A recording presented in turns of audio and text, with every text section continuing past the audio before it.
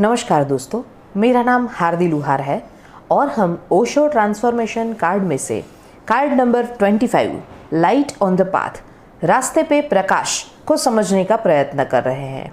ये कहानी है एक फिलोसोफर यानी कि सोच विचार करने वाले तत्वचिंतक और दूसरा सूफी, ऐसे सूफी जो कि सत्य के शोधक है, जो कि रहस्य के शोधक है और तूफान के बारे में।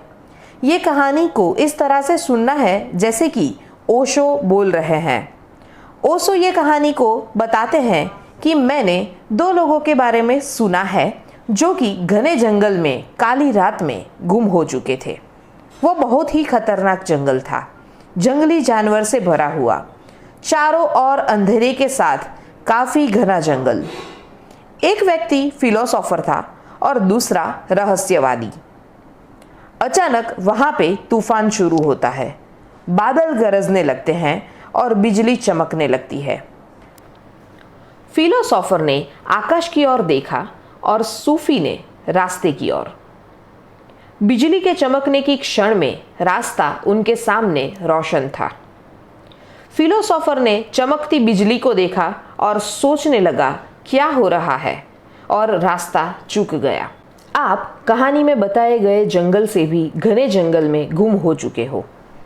रात और भी अंधेरी है। कई बार रास्ते पे रोशनी की चमकार आती है। रास्ते पे देखिए, चुआंग-त्सू रोशनी है, बुद्धा रोशनी है, मैं रोशनी हूँ। मेरे सामने न देखिए, रास्ते पे देखिए।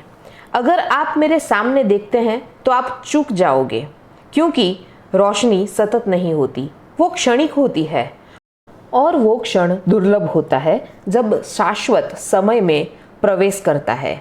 वो सिर्फ एक बिजली की झपक जैसा होता है।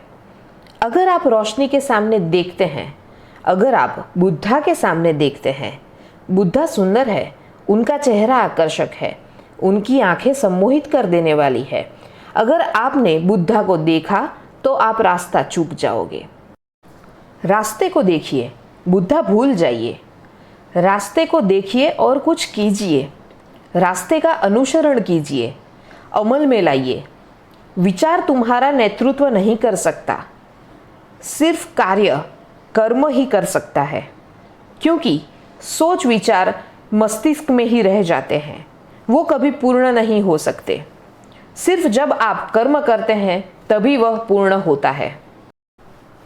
जीवन में रुचि ले, जीना ही असली बात है।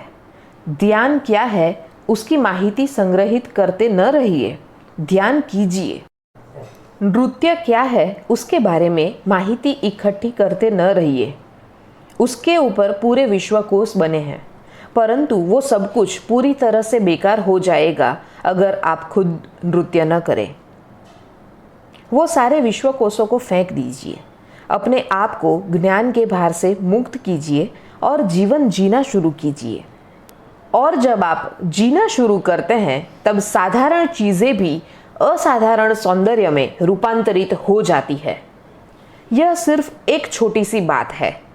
जीवन छोटी छोटी बातों से बनता है, किंतु जब आप भावों की गुणवत्ता, सच्चा प्रेम ले आते हैं तब वो रूपांतरित हो जाते हैं और वे प्रकाशमान हो जाते हैं।